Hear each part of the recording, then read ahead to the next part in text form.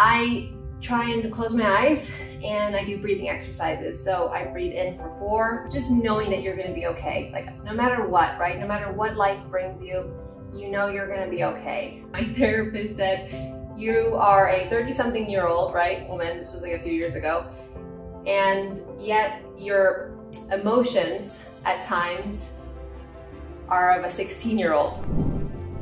Hey guys, I recently asked my followers on my Instagram at Cheryl Burke if they had any questions for me about my mental health journey, and I have to say I was blown away by the responses. Thank you guys so much.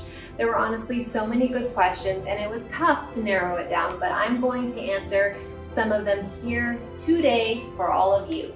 So before we get into today's video though, I'm going to ask for one small little thing. If this topic interests you, can you please hit like on this video and subscribe to my channel? I know, you guys, everyone says this, but it seriously helps me so much just to know what type of content you guys like to see me share. And really, I'm just so thankful for all of you supporting me. So now that that's out of the way, let's get into your questions, shall we?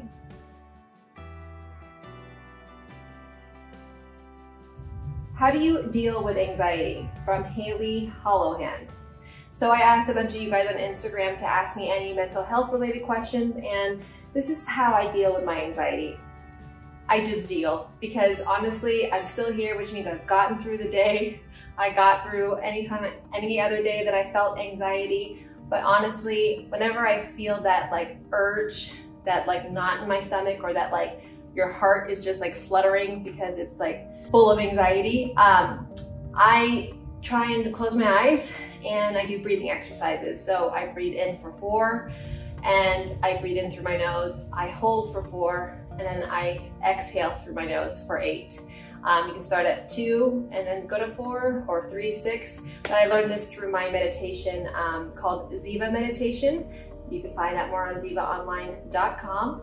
And yeah, make sure you guys check out my new Q&A that you guys can personally ask me live through this amazing app called Looped.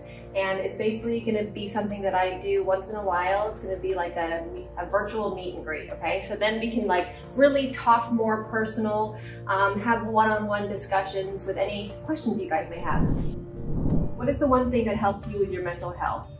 Okay, so the one thing that honestly helps me with my mental health is, first of all, just knowing that you're gonna be okay. Like no matter what, right? No matter what life brings you, you know you're gonna be okay. This is what life is. Life throws you curveballs. You must be able to breathe, be able to calm yourself down, because it all starts with our own thoughts, right? So don't forget, we control our own intelligence. Look, it's a lot easier said than done. I wish I could practice everything that I preach, but that's not the case. So I just want you guys to know though that meditation has definitely helped me. I try and meditate twice a day, but I definitely do it daily, every morning.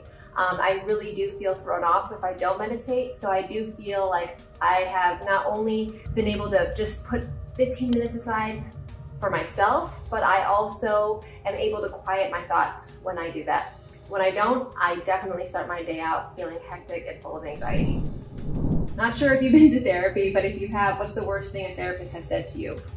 Okay, well the worst thing a therapist I guess has said to me, but I know didn't mean it like in a mean manner. It was definitely when my therapist said, you are a 30-something-year-old, right, woman, this was like a few years ago, and yet your emotions at times are of a 16-year-old, right? But what she was trying to say was that I have to mother the little kid that we all have inside of us, that inner child that wants to throw a temper tantrum, that wants to get jealous, that wants to have trust issues, that wants to just get out and scream and just pout.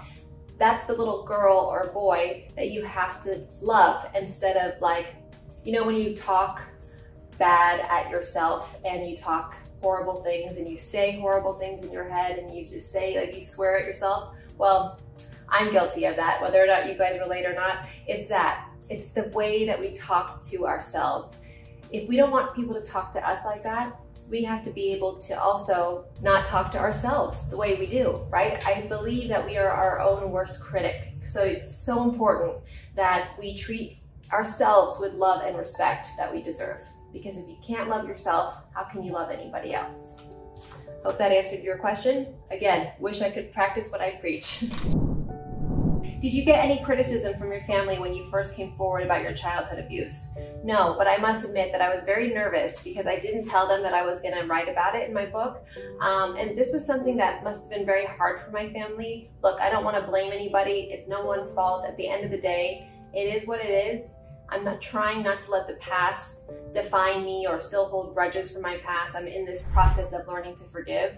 And at the end of the day, you know, what really helped when I did come out with my story was my mom definitely wrote me just a beautiful, heartfelt email.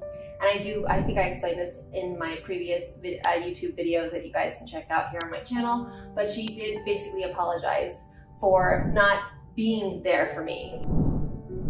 How long did it take you to accept help? It took me years to recognize I needed it. We all need help. I think there's never, you're not supposed to live on this planet Earth living life alone and of no need for help, right? Like at the end of the day, we're all human. That's our basic instinct, is to work as a community. And I think it's important when we need the help to ask for it. You know, again, vulnerability for me is not weakness. It takes so much more courage to ask for help than not. Because I'm so controlling and micromanaging, it's really hard for me to ask for help, but I've noticed how much more time you save when you ask for help, how much quicker you get things done, and like also how much more in common you have with other people. You start to develop relationships, you become human. How do you not psych yourself out before you perform and forget everything? I actually have done that, Sebastian, and this was when I first started to question like my thoughts. I was like, wait, what are those loud voices in my head? And then I was like, oh great, it's the devil. No, I'm kidding. But basically I convinced myself, because I psyched myself out right when I was doing, I think it was a foxtrot with Chad Ochocinco. I went the wrong direction, literally swayed right instead of left, threw off the whole freaking routine for him, as obviously I'm the pro, that should have never happened. But that's because hours before and all the way up until we danced live, I was just psyching myself out, doubting myself, for the first time hearing my thoughts so loud, which is why I probably started drinking heavily during that time as well. How can you stop old bad behaviors before they ruin relationships and actually change? Well, that's a huge question, April. I like it because that means you're very aware of the fact that you could even change your behavior and beliefs.